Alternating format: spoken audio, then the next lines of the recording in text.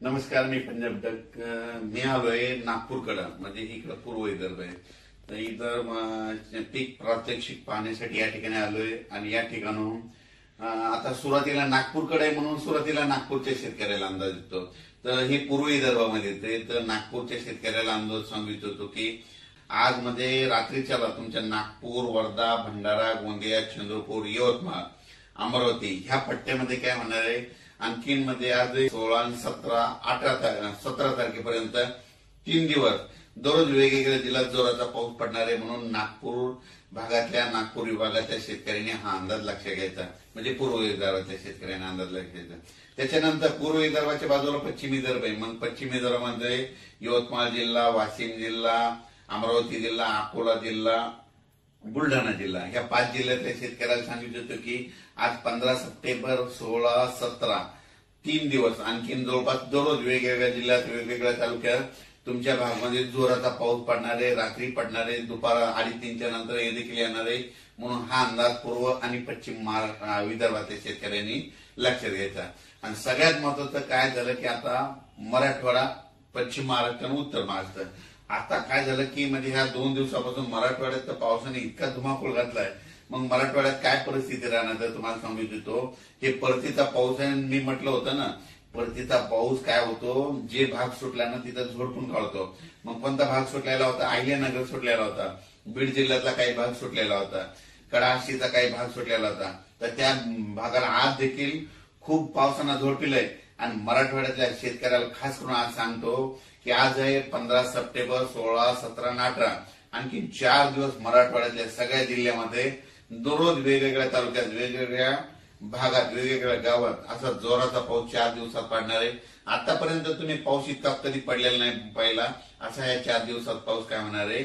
म्हणजे सांगायचं झालं तर नांदेड जिल्हा, हिंगोली जिल्हा, परभणी जिल्हा, बीड जिल्हा, लातूर जिल्हा, जालना जिल्हा, संभाजीनगर आणि धाराशिव जिल्हा ह्या जिल्ह्यामध्ये काय होणार आहे मराठवाड्याच्या.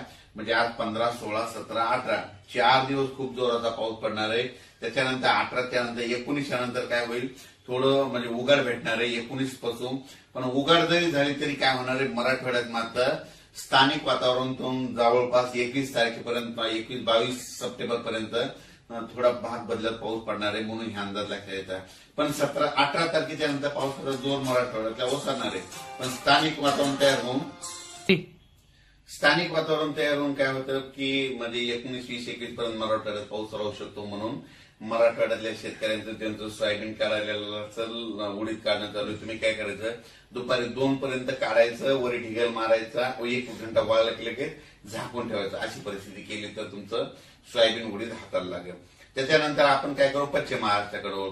पश्चिम महाराष्ट्राकडे सोलापूर जिल्हा, सांगली जिल्हा, सातारा जिल्हा, कुडाळ ते म्हणजे सातारा जिल्हा, अहिल्यानगर, नाशिक जिल्हा ह्या पट्ट्याच्या शेतकऱ्याला सांगू इच्छितो की पश्चिम महाराष्ट्राकडे आज म्हणजे 15, 16, 17, 18 4 दिवस दररोज वेगवेगळ्या भागात, वेगवेगळ्या गावात, वेगवेगळ्या तालुक्यात जोराचा पाऊस पडणार आहे, विजेच्या कडकडासह पडणार आहे. म्हणून हा अंदाज लक्षात येतात.